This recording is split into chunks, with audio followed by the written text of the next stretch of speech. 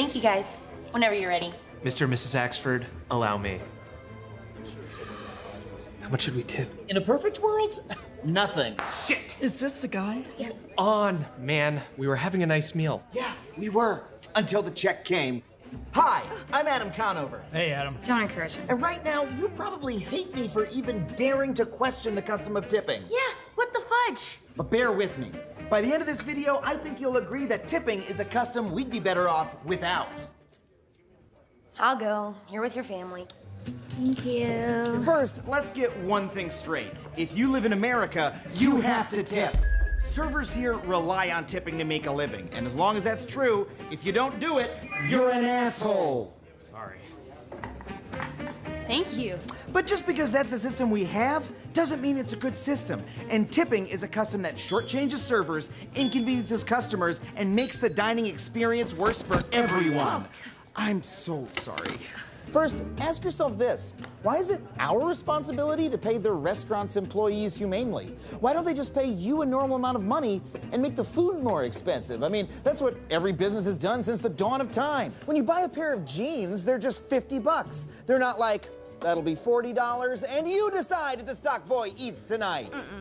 Ooh, sorry. What an asshole, huh? It's her fault, not mine. The fact is, tipping is a relatively new custom in America. For most of our history, paying for better service was considered an undemocratic form of bribery. Serve me before this rabble, will you? I'm a very wealthy man. I shan't, sir. This is America, where every man has the right to decent service.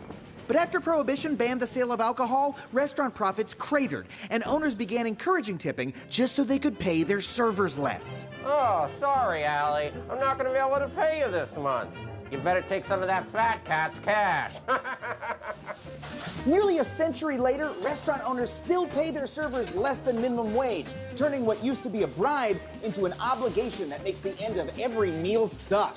Unless your idea of a good time is doing math and being lectured by your friends. So 20% of 138 is the same as double 10%, which is... Fuck! This is just the SATs all over again! 20%. Wow, it's obvious you've never worked in the service industry. I always tip at least 60 because I care whether or not our waitress starves to death. If I give better service, I get a bigger tip. Actually, you don't. A study at Cornell University found that the real reasons people tip more or less are basically random, and that customers who receive great service tip on average just 1% more than customers who don't. Well, then fuck it.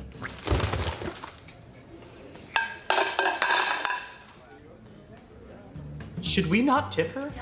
No, I don't want to get yelled at. And none of this stress is necessary. In most cultures, nobody tips, and everyone still gets their food on time.